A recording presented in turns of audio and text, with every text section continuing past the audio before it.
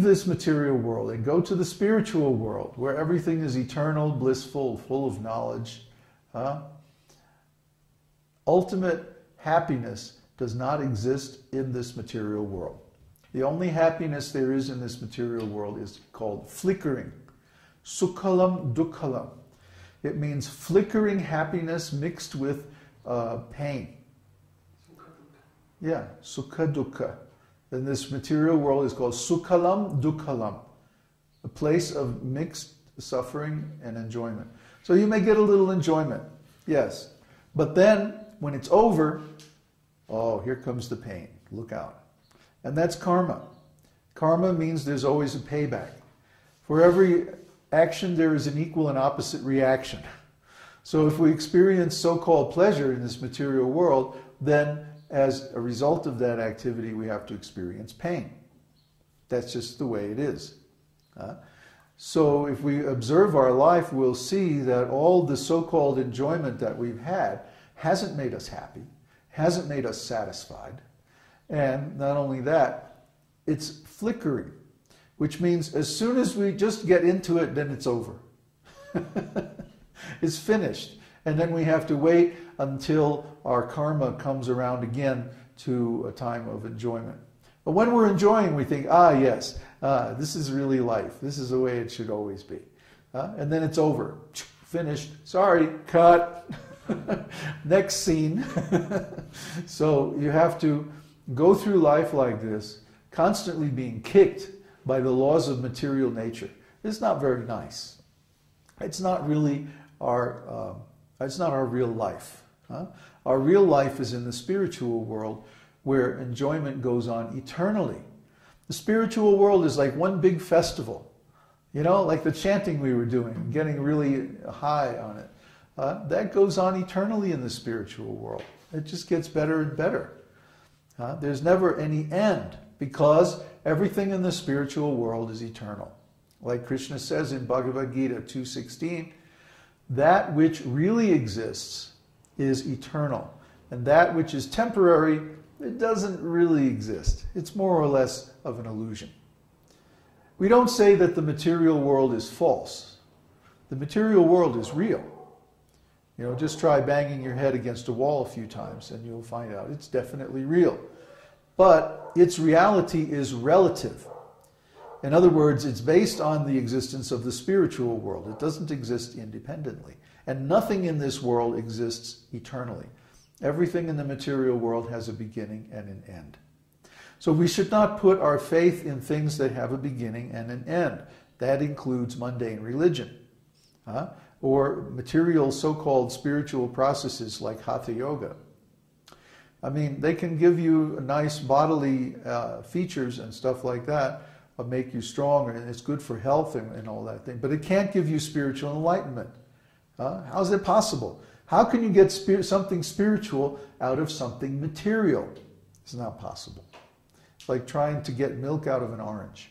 No, you're going to get orange juice out of an orange.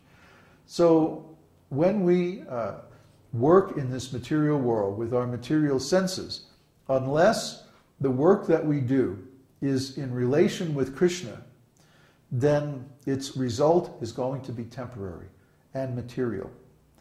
But when we work with the same body, mind, and senses in relationship with Krishna, this is called karma yoga.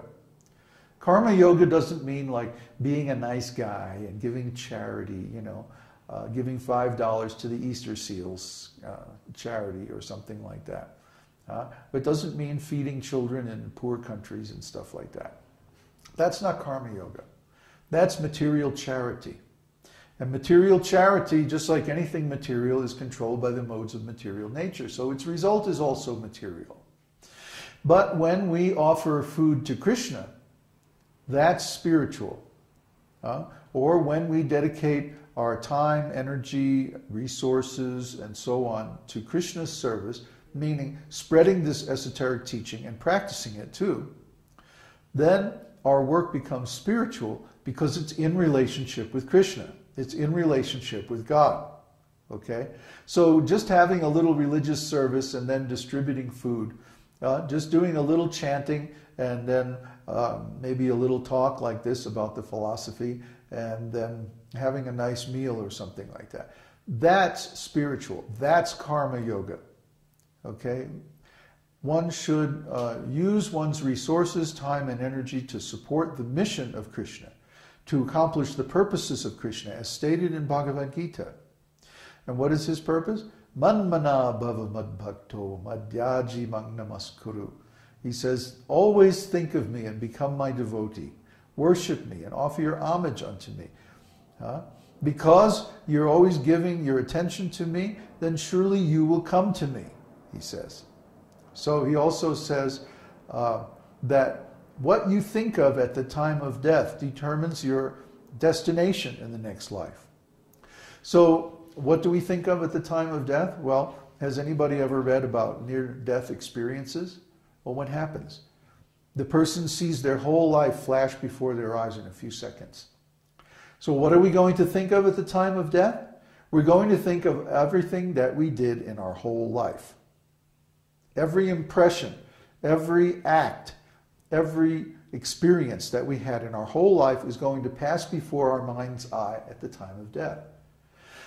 So if our life is full of mundane activities and material impressions and just plain old physical work, then at the time of death, that's what we're going to think of. But if our life is full of chanting and studying the scriptures and doing service for the cause of Krishna in this world, then that's what we're going to think of at the time of death, and we're going to go to the spiritual world. So that's our process. The process is very simple, actually. It's simple for one who is sincere. If someone's not sincere, then, oh my goodness, it gets very complicated. But for someone who's sincere, it's very simple because it's based on love. What is love, really? Love means service. If I say, oh, I love you, what value is that? It's just a sentiment. Then tomorrow I could decide, oh no, actually I love somebody else. So what's the value of that? But if someone gives service, then we know their love is sincere. So we meet many people who say, oh yes, yes, I love Krishna, yes, yes, very nice. But then are they giving service? No. Are they sending donations to help us establish our preaching activities? No. Are they traveling, all across the world like Florian did, to come all the way to Mexico just to work with us? No. What are they doing? Oh, they're going out with their girlfriend, and they're going to the store, and they're watching television, and then maybe once a week or so they check in on the website just to see, what Babaji's up to. Well, this is a spectator sport. This will not help you. You have to be active. You have to engage your initiative. You have to engage your intelligence.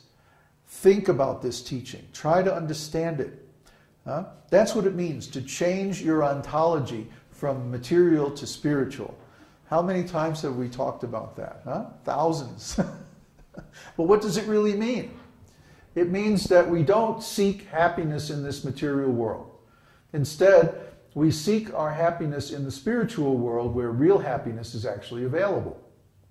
That way, we don't get frustrated by trying to do something that's impossible. Material happiness is impossible. It's very fleeting. Here today, gone tomorrow.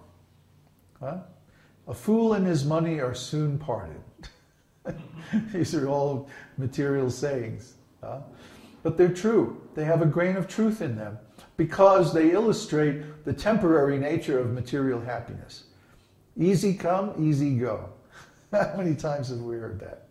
So if someone takes this teaching very casually, like entertainment or something like that. Oh yeah, I'm just going to go to the website, watch a couple of videos, and then, go out with my friends and whatever.